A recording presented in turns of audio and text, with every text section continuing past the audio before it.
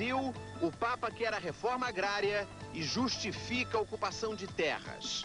Isso é certo. Depois de derrubar o regime comunista na Polônia, quarta-feira o Papa chega a Cuba. O que o Papa quer?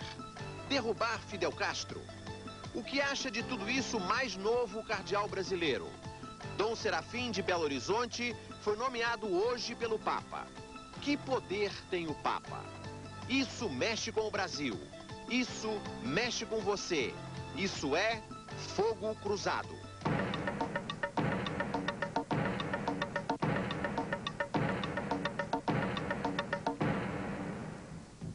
Boa noite, tudo bem?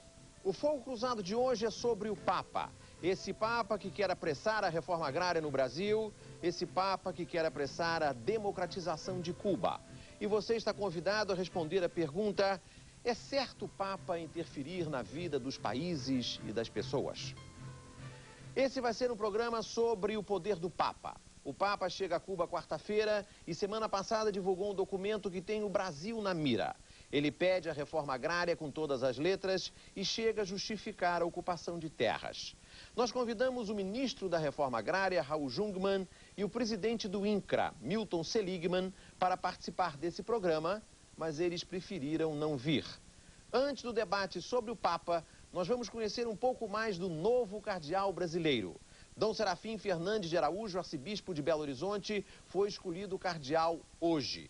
O Papa anunciou o nome de 22 novos cardeais. Desde hoje, eles fazem parte do grupo de 123 cardeais que vão escolher o novo Papa.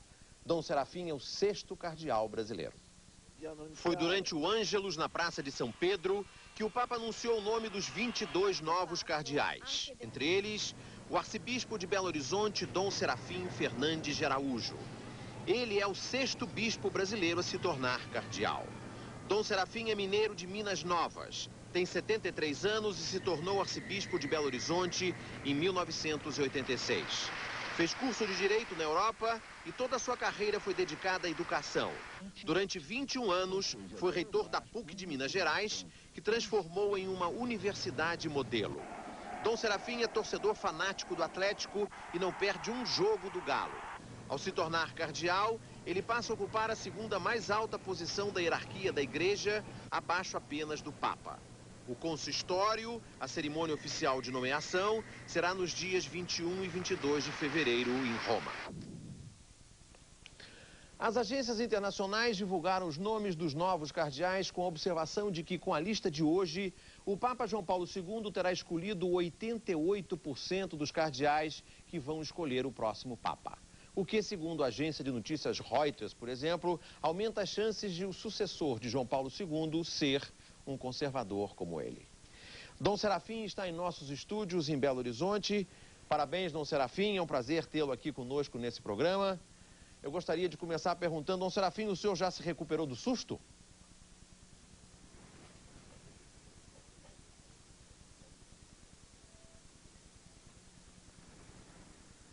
Eu estou com problema, não estou ouvindo o Dom Serafim. O senhor me ouve, Dom Serafim? Estou ouvindo, sim. Agora sim, perfeito. Eu perguntei se o senhor já se recuperou do susto de ser nomeado cardeal. O senhor esperava, não? Eu diria que foi susto mesmo e não esperava. Em 94, falaram muito que eu seria cardeal. É tanto que, ultimamente, quando me falavam em cardinalato, eu dizia que já estava vacinado. E por isso não adiantava. Mas dessa vez, eu fiquei sabendo quinta-feira, 3 dias antes, e hoje o Papa anunciou meu nome, Paulo. Agora, Dom Serafim, nós estamos diante de um fato histórico que se aproxima, que é a visita do Papa João Paulo II a Cuba. Há até um jornalista americano que diz que é o encontro do Cristo com o anticristo. Eu gostaria de perguntar ao senhor o seguinte, Dom Serafim. O senhor acha que o Papa vai apressar a democratização de Cuba? Ô Paulo, é muito difícil responder uma pergunta. Eu vou começar a dizer a você que eu acho que o Papa vai numa missão pastoral. E como diz São Paulo, ele vai dizer o que agrada e o que desagrada. Então ele vai dizer a Fidel Castro, no regime de Fidel Castro, o que desagrada, como é o caso, por exemplo, da falta de liberdade religiosa, de alguns direitos humanos que não são respeitados. Mas vai dizer também o que agrada, ou seja, as conquistas que Cuba fez na área social. E principalmente vai dizer certamente com muita agudeza que esse boicote contra Cuba, o regime não é boicotado, são pessoas humanas que são boicotadas. Agora Dom Serafim, o próprio Fidel Castro disse que o Papa já fez todas as críticas que podia fazer ao comunismo. Agora ele vai criticar o capitalismo. O senhor acha que o Papa está indo para a esquerda, Dom Serafim? Não, eu não responderia desse jeito. Eu continuo no meu raciocínio que o Papa, como aconteceu nos outros países, ele vai dizer o que ele acha certo e o que ele acha errado. Agora não sei verdadeiramente quem vai sair ganhando. Só o tempo que vai dizer. Também quando o Papa foi à Polônia, ninguém pensava que o regime comunista ia cair. A gente não pode fazer um prognóstico. Mas então, a Polônia mudou com a visita do Papa, o senhor não acha? Eu não seria capaz de dizer no momento se o Papa vai ganhar ou se Fidel Castro vai ganhar. Isso somente o tempo que vai dizer. Tem um jornalista polonês que fez a biografia do Papa e a biografia de Fidel Castro, que acha que vai ser um empate em que os dois vão ganhar. Eu acredito que possa ser isso mesmo, sabe? Que os dois possam ganhar. Porque eu vejo que a gente não pode muito colocar a coisa dos paradoxos. Hoje em dia não há mesmo possibilidade para as ideologias puríssimas, não. O mundo caminha verdadeiramente para a gente ver o que há de bom, juntar o que há de bom, e esse terceiro milênio será um milênio de respeito às pessoas. Acho que vai haver um profundo respeito às pessoas do Papa com Fidel Castro.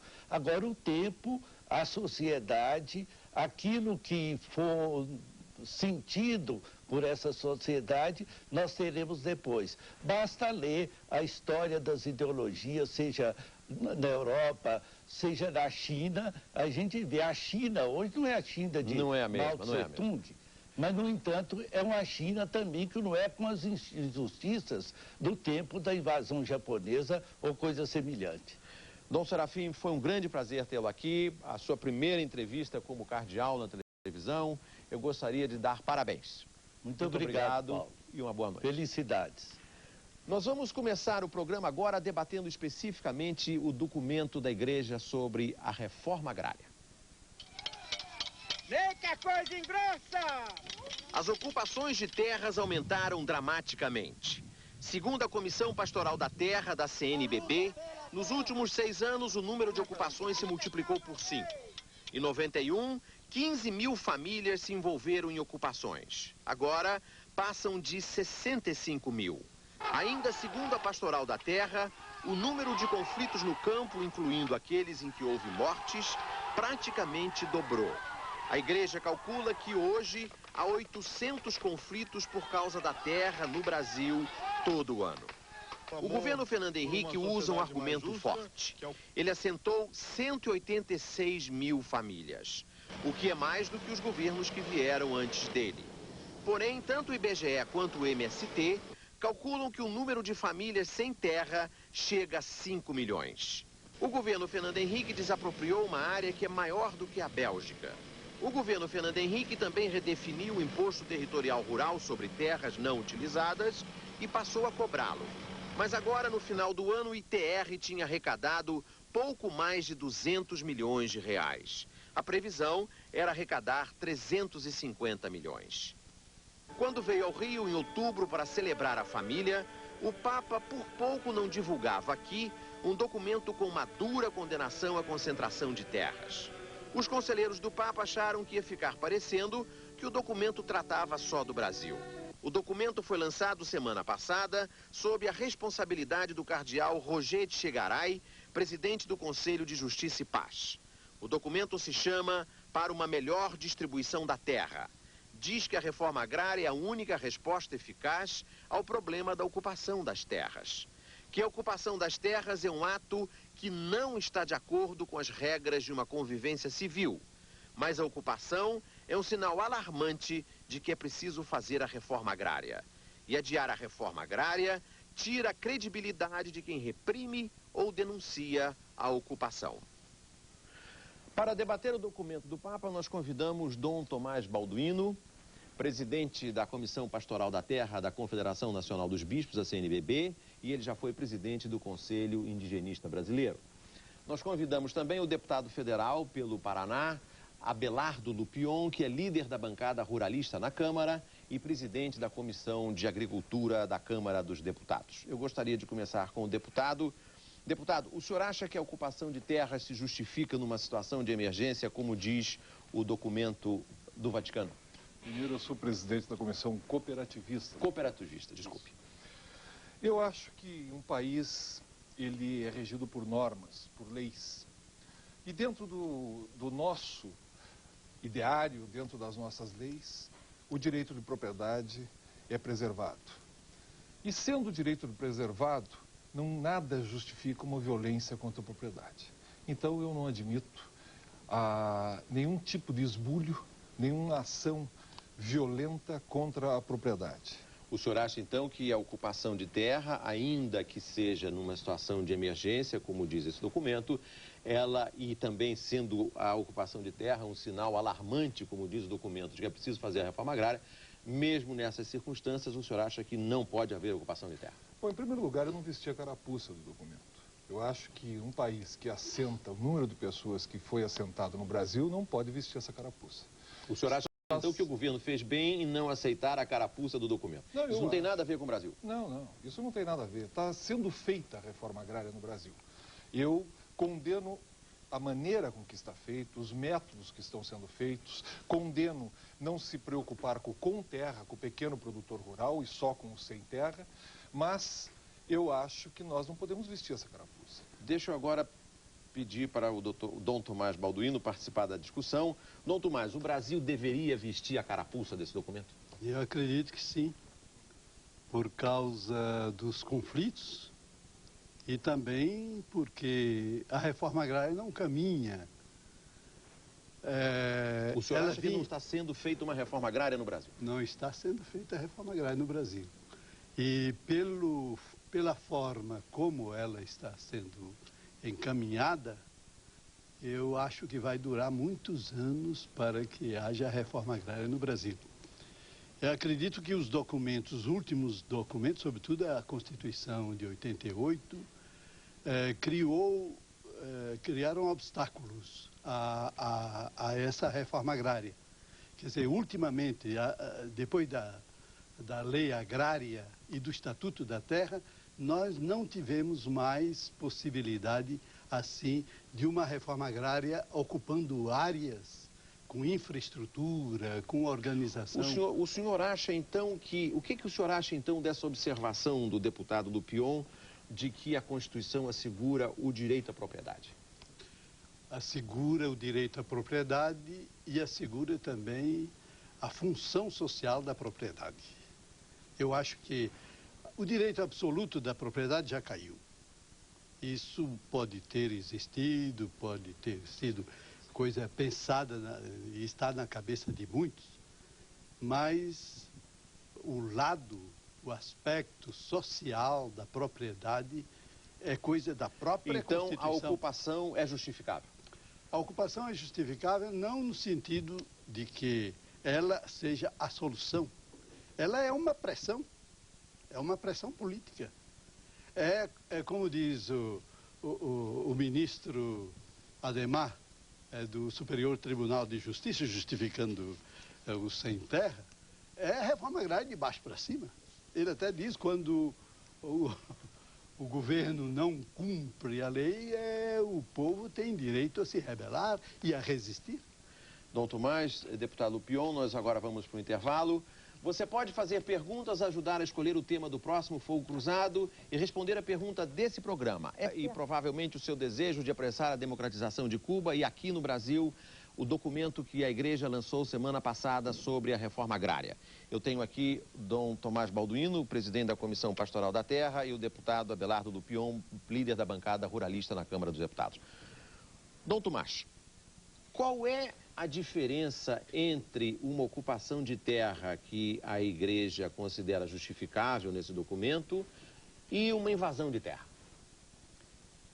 Nós não costumamos falar em termos de invasão de terra. Antes, ocupação de terra. Eu diria que essas entradas na terra em vista da reforma agrária se chamam ocupações de terra. E eu acredito que o documento deu um passo à frente no sentido de não tomar a coisa pelo lado puramente negativo, chama de invasão, no sentido de um assalto, como o bandido assalta uma residência, mas de uma ocupação que é um processo histórico no Brasil. Eu gostaria de contestar. Por favor. Porque quando a gente vê uma invasão, isso documentado pelas televisões, onde vai um padre carregando uma cruz na frente, um monte de crianças e mulheres, atrás homens armados, inclusive praticando tortura, como praticaram em Jundiaí do Sul, no Paraná, matando seguranças de fazenda, como mataram também no meu estado, no Paraná, abatendo centenas de cabeças de gado, botando fogo nas pastagens, destruindo o imóvel. Isto, para mim, é crime. Isto é uma violência inadmissível num país regido pelo sistema democrático. Isso é o maior atalho que nós vamos ter ao regime de exceção. E com essa postura, que espero não seja da totalidade da Igreja Católica, o Papa pode estar apressando a democratização de Cuba e apressando também um regime de exceção no Brasil. Então é muito perigoso esse tipo de sustentação. Em suma, o senhor não vê distinção entre invasão e ocupação? Não, eu acho que isso tudo é invasão. A lei é clara, é esbulho, é você ferir o direito do teu próximo. Automaticamente eu estou saindo de um sistema democrático. Eu estou saindo sobre as regências das leis do meu país. Dom Tomás, o senhor acha que o Papa foi longe demais dessa vez? Eu acho que não. Ele fala, por exemplo, da lei. A lei garante àquele que ocupa a terra com 1 ano e 1 dia de não sofrer, por exemplo, liminar de expulsão. É lei. Então, eu ligo a ocupação da terra ao processo histórico que vem desde Brasil colônia. Foi o único caminho que os pobres, isto é, os negros, os índios, os camponeses, tiveram aqui em nosso país para o contato com a terra, porque não tinham nem dinheiro, nem de quem herdar a terra. O caminho era a ocupação. Tanto que a lei fala ocupação mansa e pacífica. Eu distingo da violência. Violência é outra coisa. Mas uma ocupação da terra... Mas Dom Tomás, como é que num processo de ocupação é possível, diante das dificuldades econômicas, diante da emergência de que fala o documento, é possível impedir que aconteçam situações como essa descritas pelo deputado? Eu acho que situações particulares existem, né? Mas não infirma o conceito em geral da ocupação, que é um conceito histórico e no momento ele se reveste, como até o ministro declarou, como a reforma agrária de baixo para cima, uma vez que não vem reforma agrária. Eu cito o caso, por exemplo, na minha diocese de Goiás, em torno da cidade de Goiás, há 40 pré-assentamentos ou assentamentos, todos eles feitos na base da ocupação. E estão hoje... Pacificamente ou com pacificamente.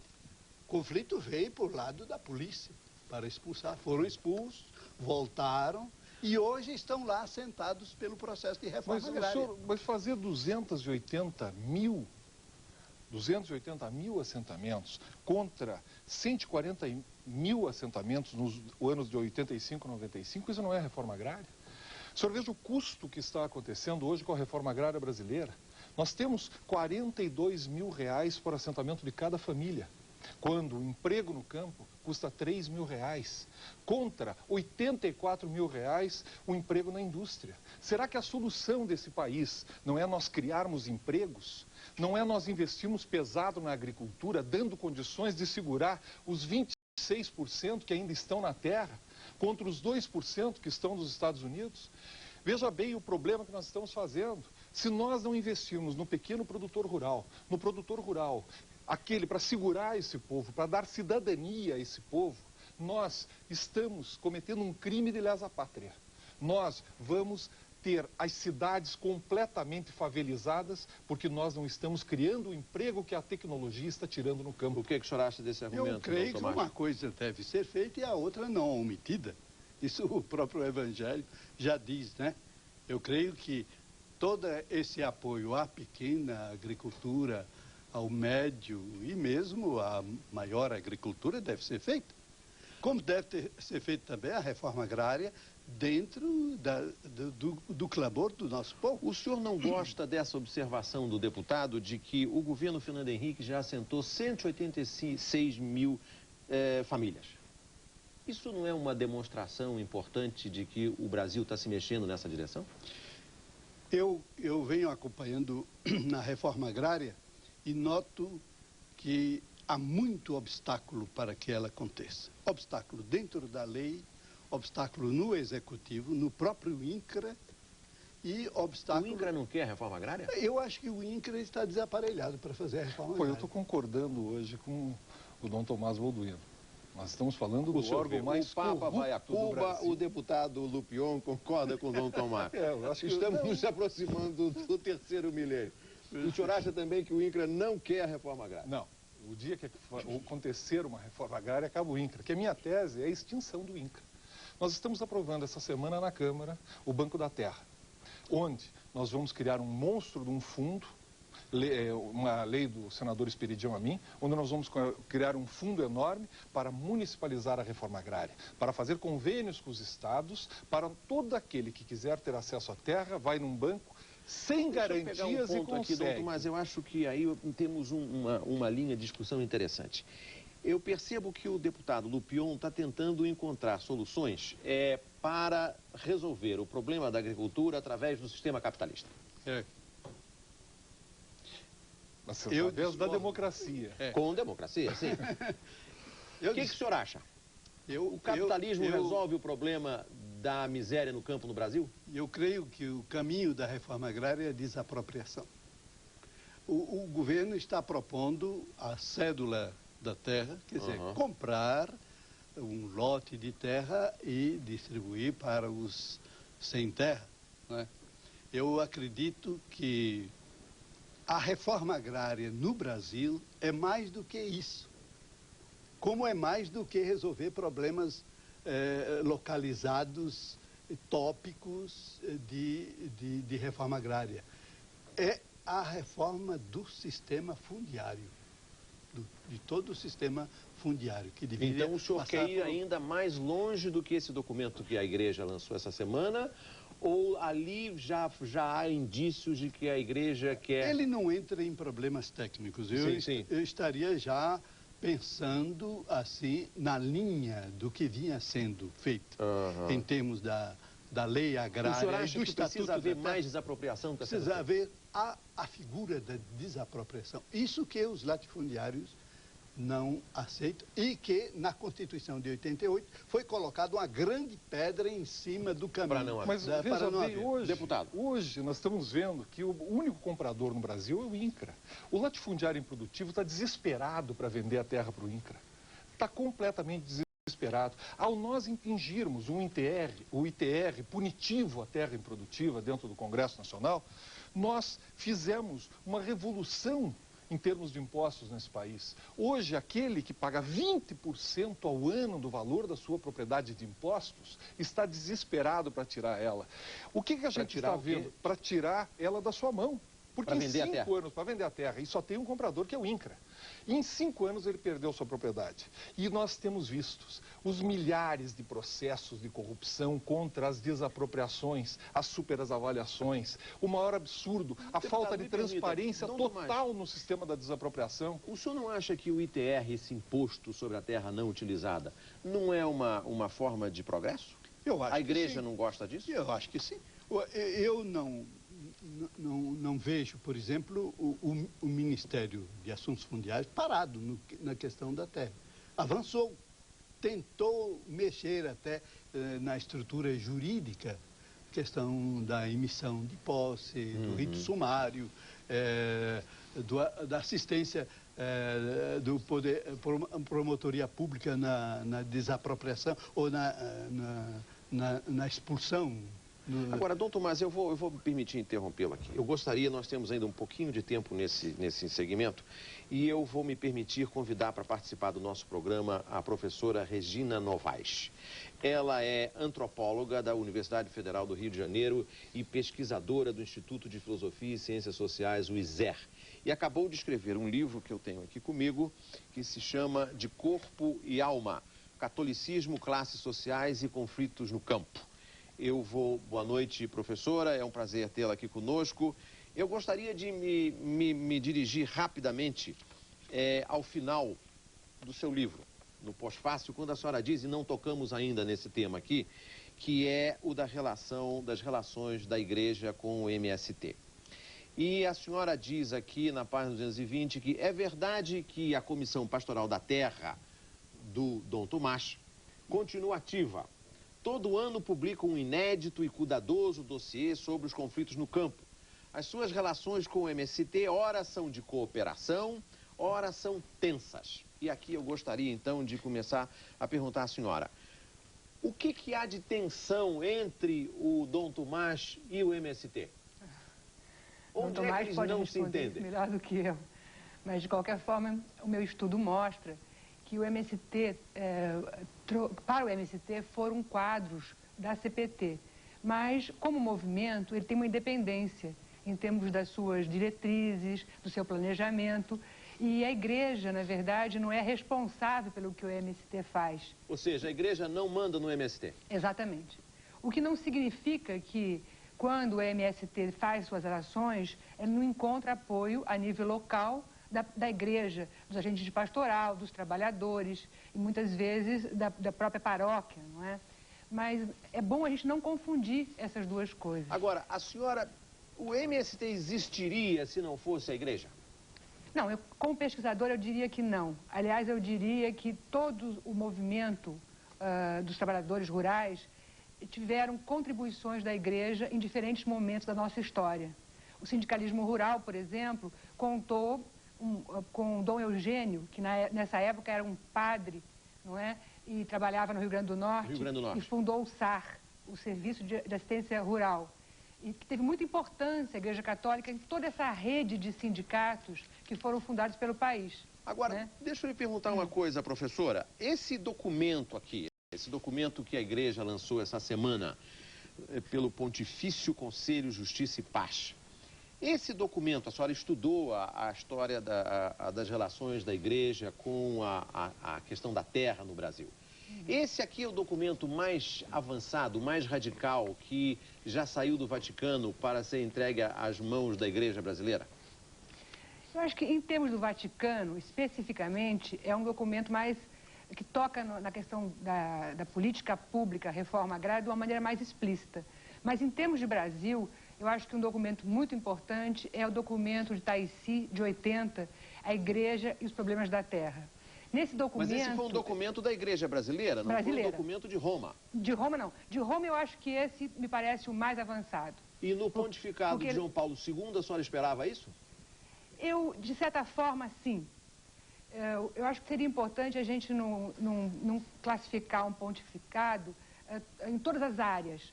Eu acho que a questão da terra é uma questão que diz respeito à Igreja Universal. Porque nesse momento que os empregos diminuem, que os laços sociais se esgarçam, que, na verdade, a questão dos postos de trabalho está colocada no mundo inteiro, certamente a autoridade moral de Roma está procurando saídas em diferentes formas. E um país como o nosso, que tem 400 milhões de terras para uso produtivo, 200, e são dados oficiais, 200 que podem ser consideradas ociosas, 115 que podem ser desapropriadas.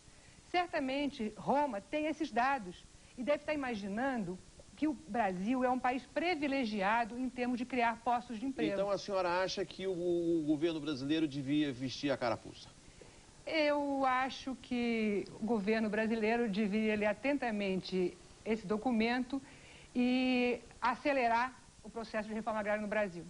Muito obrigado, professora. Nós temos que ir para o intervalo. Você pode fazer perguntas, ajudar a escolher o tema do próximo Fogo Cruzado e responder a pergunta desse programa. É certo o Papa interferir na vida dos países e das pessoas?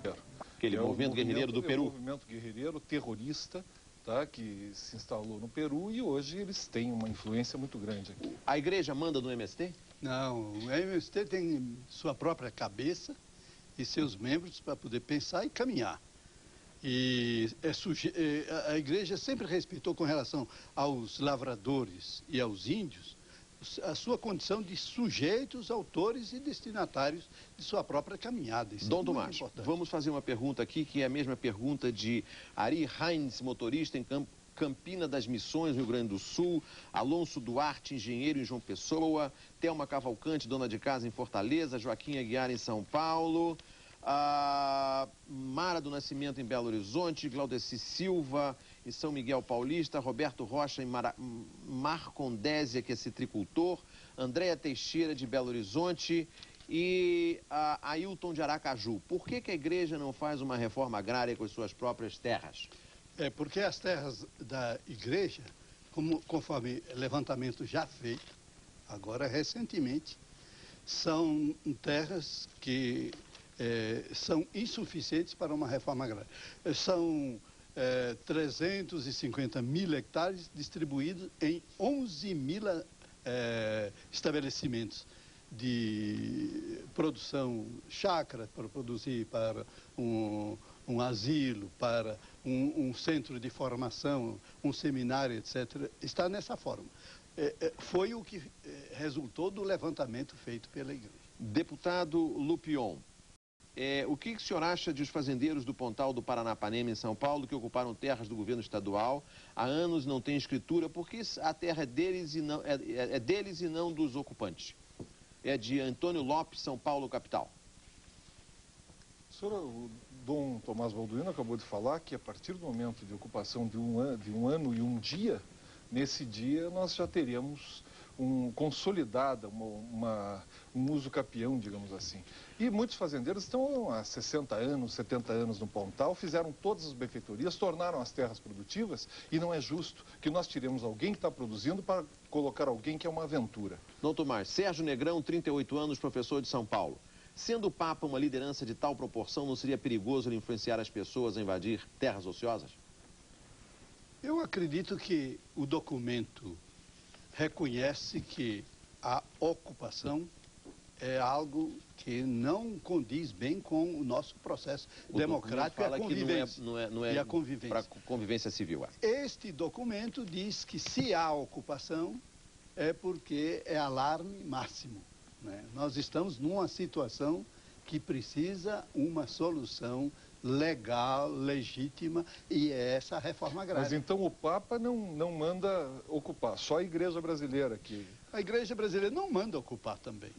Mas momento algum. Lidera junto, nós temos até um padre que é congressista em Brasília. Ele não representa a igreja brasileira. Vai na frente das ocupações lá no Paraná. Não representa a igreja. Agora nós vamos falar de Cuba. Nunca houve, desde a primeira reunião de cúpula entre Reagan e Gorbachev, um encontro entre dois líderes que prometesse ser tão dramático quanto que resultará na viagem do Papa João Paulo II a Cuba. Quem diz isso é o jornalista americano Carl Bernstein, um dos autores das reportagens que derrubaram o presidente Nixon no episódio de Watergate e autor de um livro recente sobre o papel diplomático do Papa na queda do comunismo. Hoje, o Papa começou a dar as despedidas antes de embarcar para Cuba. Na bênção dominical de hoje, em Roma, o Papa João Paulo II se despediu dos fiéis e a multidão que foi à Praça de São Pedro aproveitou para desejar ao Papa uma boa viagem a Cuba. João Paulo II não falou adeus, só um até breve. Para traduzir o espírito que envolve essa viagem a Cuba, até pombas da paz foram convocadas. João Paulo dedicou o gesto ao povo cubano. Estava tudo pronto para as aves sobrevoarem a Praça de São Pedro, mas o plano de voo não deu certo e o Papa achou graça.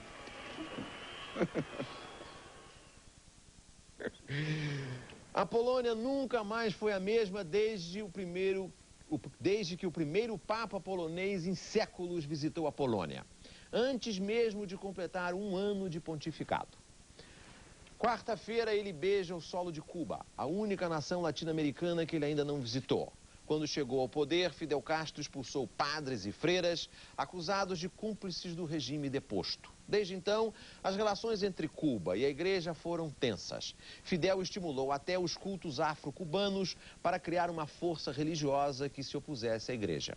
Agora, Fidel, 71 anos, há 40 anos no poder, de um lado. Ele recebe João Paulo II, de 77 anos, há 20 anos no poder, do outro lado. Dois líderes nada democráticos. Dois líderes que não gostam dos Estados Unidos. Dois líderes carismáticos, mestres da televisão e do domínio das massas. Só tem um problema.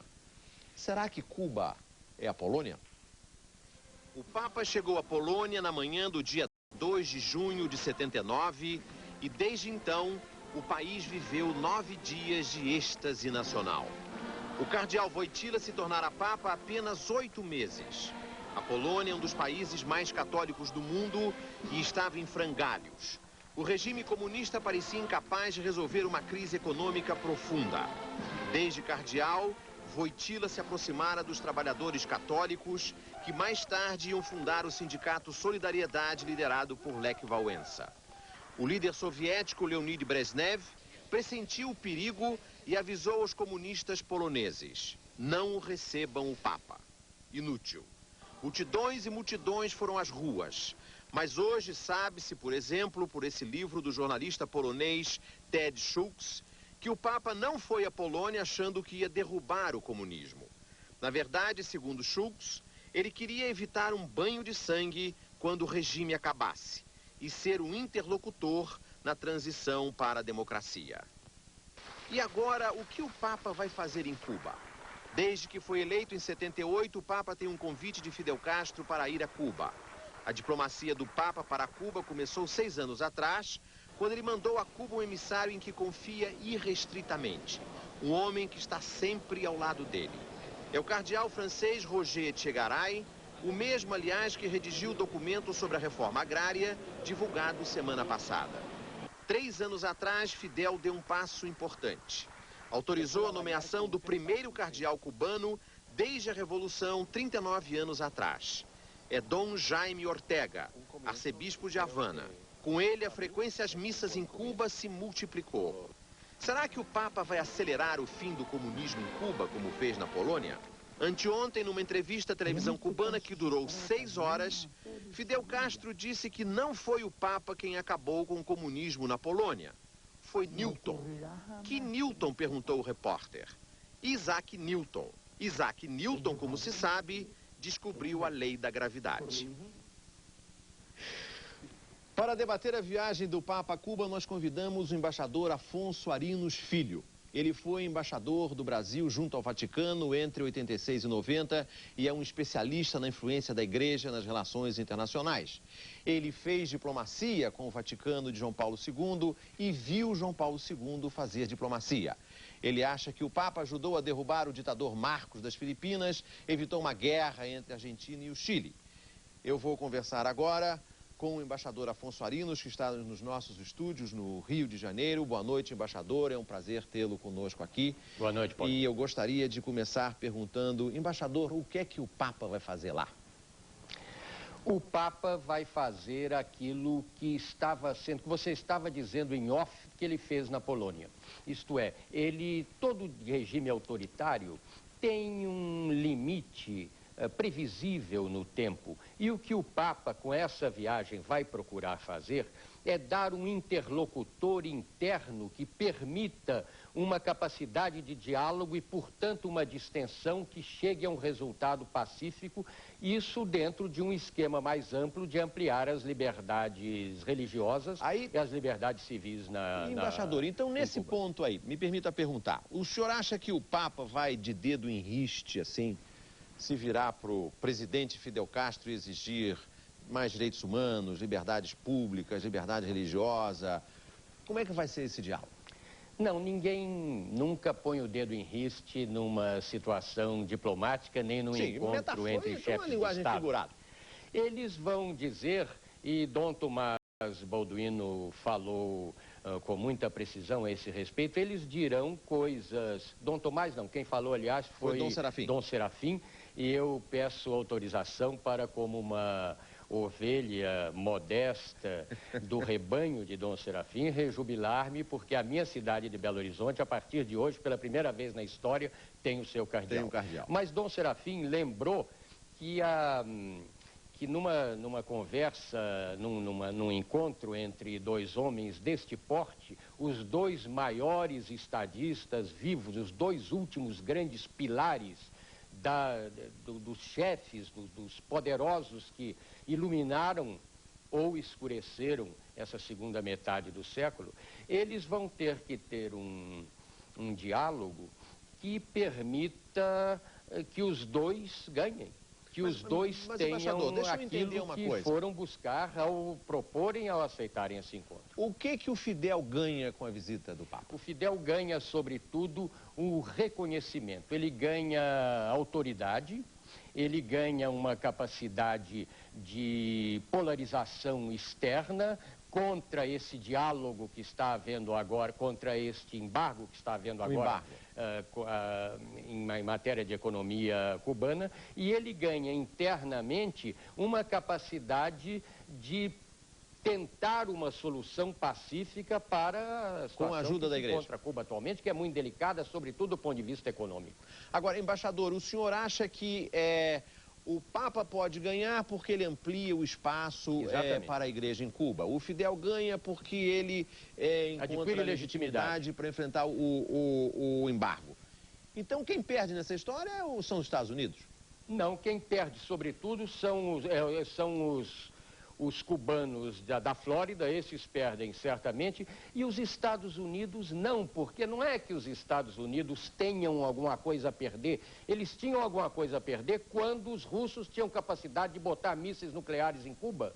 Eles não têm mais, então o que os Estados Unidos perdem? Os Estados Unidos estão com aquele tumor ali que só não se resolve porque, pelo sistema eleitoral americano, você sabe que a Flórida é muito eleição importante. presidencial nos Estados Unidos é indireta, não é direta. E o colégio eleitoral depende de pequenas maiorias para que todos os votos eleitorais vão para um lado. Então, quando chega na véspera de uma eleição presidencial, ninguém quer perder a Flórida, que é um colégio eleitoral importante. É só isso. É um cálculo pequeno eleitoral, mas que está sendo levado a efeito em várias eleições consecutivas. O Clinton está agora há 3 anos na próxima eleição presidencial, não é candidato à reeleição e não tem muito a perder, não. Só tem a ganhar. Então, como diz esse jornalista polonês, o Ted Schultz, numa entrevista que deu hoje no Globo ao José Meirelles Passos, o encontro do Fidel com o Papa é um encontro de dois enxadristas em que nenhum dos dois perde e os dois ganham. Eu acho que sim. Muito obrigado, embaixador. Foi um prazer tê-lo conosco. Nós vamos para mais um intervalo. Você pode fazer perguntas e ajudar a escolher o tema do nosso próximo Fogo Cruzado. Até já. Do Papa sobre a reforma agrária, o documento do Vaticano que reivindica a reforma agrária, apressa a reforma agrária e justifica a ocupação de terras. Eu tenho aqui o deputado Abelardo Lupion, líder da bancada ruralista na Câmara, e Dom Tomás Balduino, que é presidente da Comissão Pastoral da Terra. Nós já temos mais perguntas de espectadores, uma para Dom Tomás, que é de Ivan Fialho, bancário de Maceió, Sergipe. Ele quer saber se o governo já convidou a igreja para discutir a reforma agrária. Já. Este governo? Este governo, o próprio ministro, estive com todos os assessores. O ministro Jungmann. E foi um debate amplo e muito proveitoso, né? A gente está acompanhando também esse trabalho que é feito na linha do Ministério, mas também da direção do INCRA, sobre a reforma agrária. Mas o senhor não acha que a reforma agrária deste governo seja uma reforma agrária eficaz? É lenta, muito lenta, muito amarrada, muito dentro de um cipoal de normas. E até que ponto o senhor acha que esse documento aqui pode vir a acelerar a discussão da reforma agrária dentro do governo? Eu acho que é criando, assim como a população brasileira agora manifestou-se 80% em favor da reforma agrária, é preciso que essa população comece a cobrar passos precisos, específicos, na mesma linha. E eu acho que deve ser esse o caminho. E eu acredito que o documento é dirigido ao governo, mas é dirigido também ao povo que é... Agora, o senhor mencionou pesquisas. Eu já vi uma pesquisa, não sei se o deputado confirma, em que uma boa parte da população é a favor da reforma agrária, mas tem um certo temor com relação aos métodos do MST. E 83% condenam as invasões. Isso é uma pesquisa? Pesquisa. O senhor sabe de quem? Pesquisa foi feita pela Rede Globo. Pela Rede Globo. Pois bem, eu acho que a figura do MST e do Movimento Sem Terra está profundamente ligada à ocupação da terra. Isso é bom ou é mau? É bom. É bom. É bom. Mas se a opinião pública não gosta da ocupação ou da invasão, como diz o deputado, isso não é mau? Eu acho que a população é juiz, né? Mas como é que a igreja pode pregar a violência, Dom Tomás? Nós temos que concordar... O senhor é católico? Eu sou católico. Que a invasão é um esbulho, é um ato de vandalismo, é um ato de agressão a um direito adquirido, garantido pela Constituição. Será que isso, a igreja pode concordar que a ocupação, como diz o senhor, e a invasão, como digo eu, não é uma violência? A igreja está fomentando a violência? É porque é olhar a ocupação da terra só hoje e só dentro de uma visão de propriedade como um valor absoluto. Eu olho a ocupação ao longo da história, a posse da terra. A posse da terra é feita pela ocupação. Mas o senhor acha justo desestabilizar um país onde a agricultura representa 18 milhões de empregos, onde o agrobusiness junto com a agricultura representam 31 milhões de empregos, dos 75 milhões de empregos no Brasil? Quer dizer, é muito importante esse setor para nós desestabilizarmos. Esse setor nós temos que buscar soluções. Nós, dentro do Congresso, dentro da bancada ruralista, nós temos apresentado... O senhor não se sensibiliza com esse argumento, Dom Tomás, de que o MST e a aceleração do processo de reforma agrária podem vir a desorganizar um pouco a produção agrícola brasileira? Eu acredito não, porque a ocupação da terra, pelo menos daquilo que eu conheço de lavradores que ocupam a terra, ocupam terra que eles chamam improdutivas, quer dizer, terras abandonadas. Mas isso não é verdade, porque no Paraná, metade das propriedades, e hoje são muitas, são 140 propriedades invadidas no Paraná, 80 delas são produtivas. E o MST foi lá e invadiu. Agora, eu sou de opinião que a reforma agrária deveria ocupar até terra produtiva. A reforma agrária. Quer dizer, o governo devia ter mãos livres para fazer a ocupação. Por exemplo, vamos citar o caso urbano.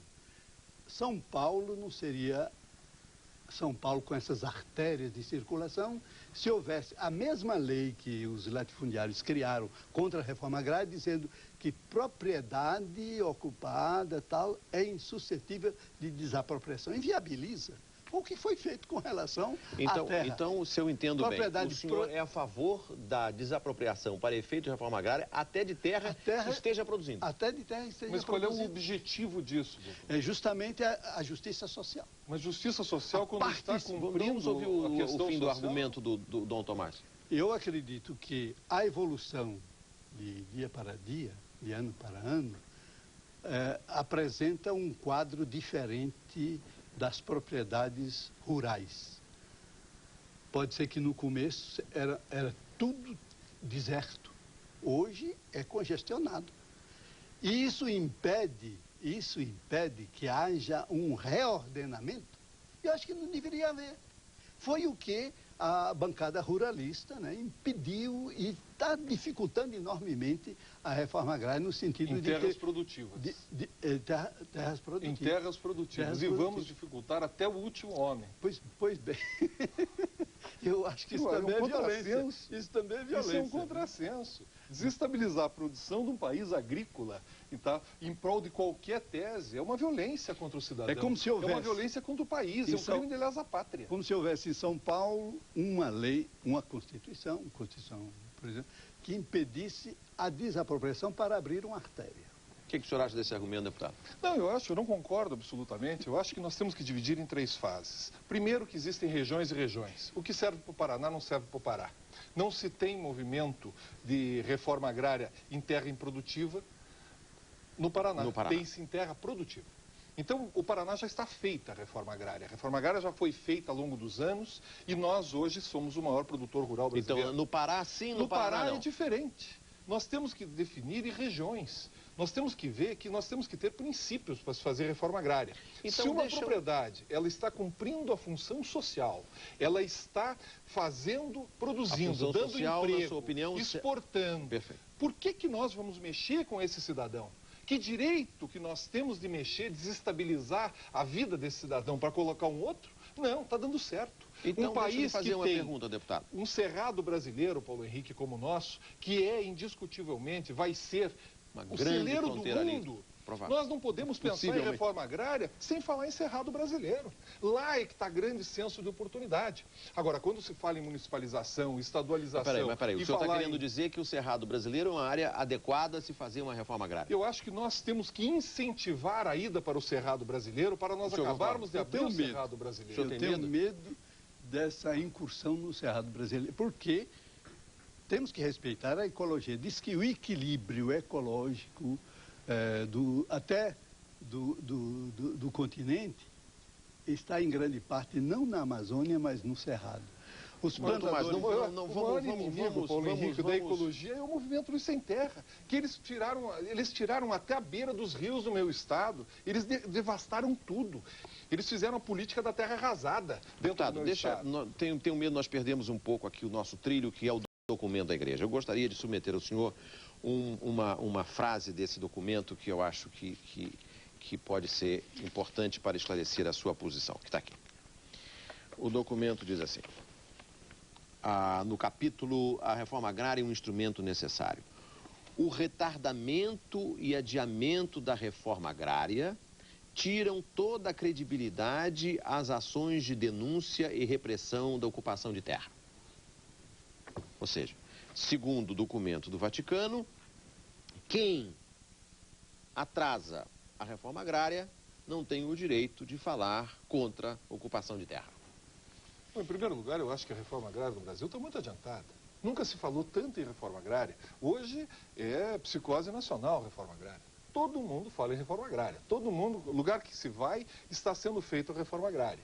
As desapropriações estão acontecendo com todos os seus problemas.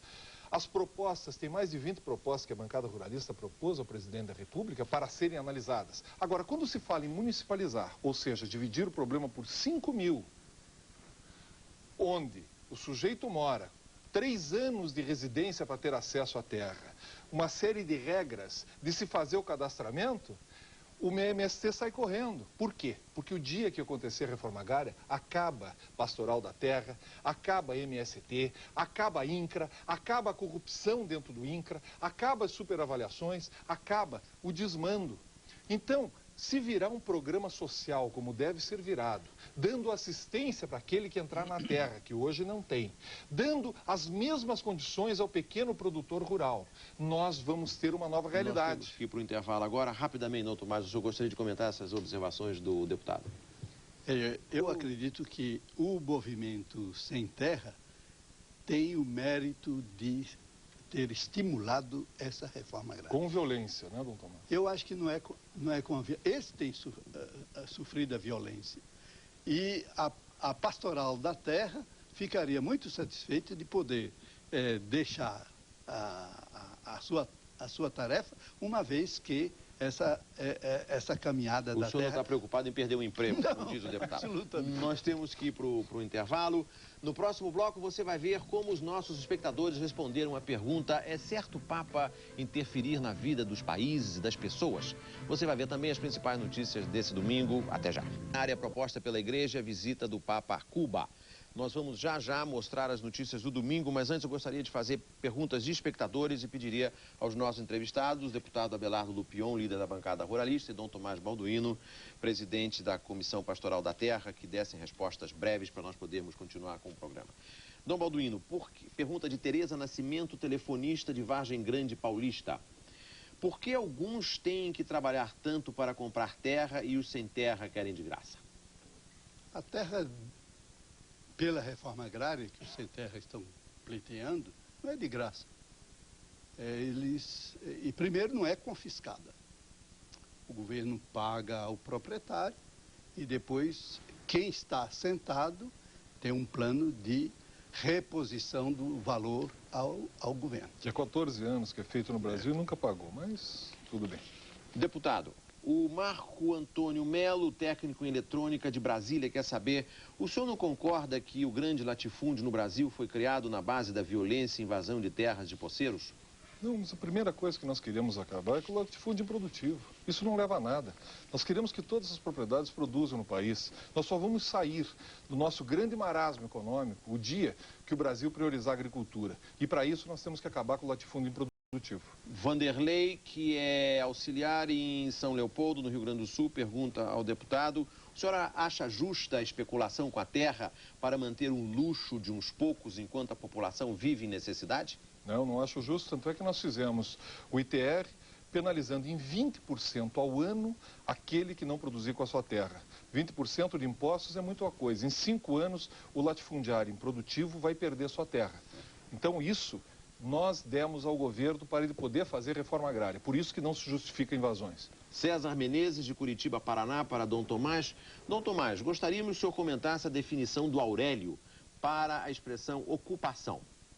Para o Aurélio, ocupação é ato de apoderar-se alguém legalmente de coisa móvel ou semovente sem dono, ou porque ainda não foi apropriada ou por haver sido abandonada. Entendemos que a definição não condiz com as atitudes dos grupos que hoje praticam, aspas, ocupação, como entende Dom Tomás Balduino.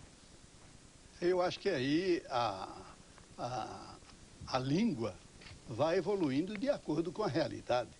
Nós não podemos ficar fixos num passado que tinha outro contexto e outra estrutura.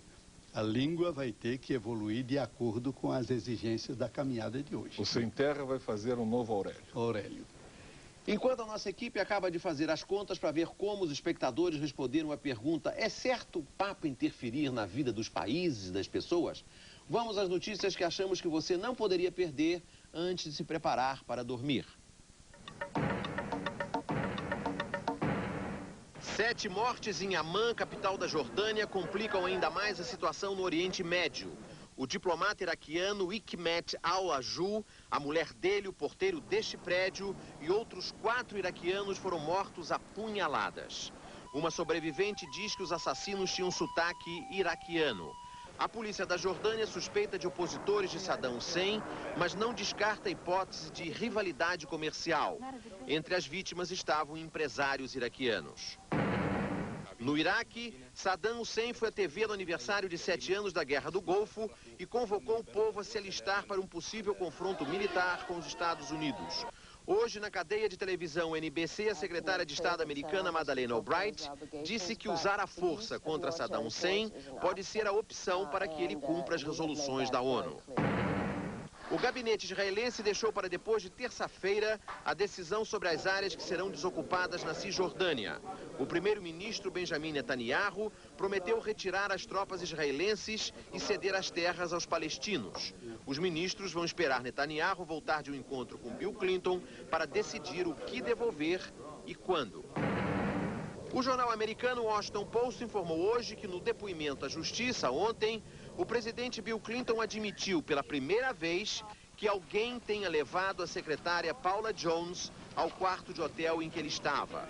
Mas o presidente americano continua a dizer que não se lembra de ter encontrado com ela e, portanto, negou que tivesse pedido à moça para fazer sexo oral.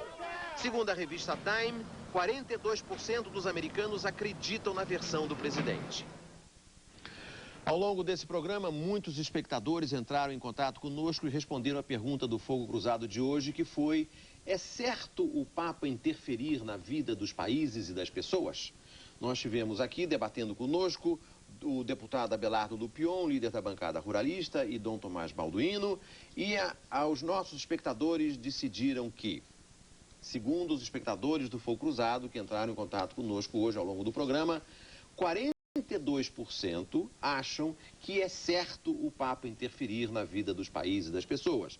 Dentre os vários espectadores que entraram em contato conosco, nessa posição, a favor da intervenção do Papa, estão Jorge Henrique Farias, de Belo Horizonte, William Braga, de Fortaleza, Maria Claudete, de Brasília e Cristina Santiago, de Niterói, Rio de Janeiro. 58% dos espectadores do Fogo Cruzado que entraram em contato conosco não acham certo o Papa interferir na vida das pessoas e dos países. Entre eles, entre os 58%, estão Francisco de Lima, de São Paulo, Robson Ramos, de São Miguel do Oeste, Santa Catarina, José Martins, de Salvador e Pedro Moreira, de Goiânia. Eu gostaria, então, de dar a palavra aos dois debatedores para que comentassem rapidamente esse resultado. Os espectadores do Fogo Cruzado acham em 42% que o Papa pode intervir e 58% a maioria acha que não. Deputado. Eu acho que o Papa, que é o pastor de toda a Igreja Católica, ele tem todo o direito de nos trazer a esperança, de nos trazer as mensagens que possam minimizar todas as aflições do dia a dia do cidadão.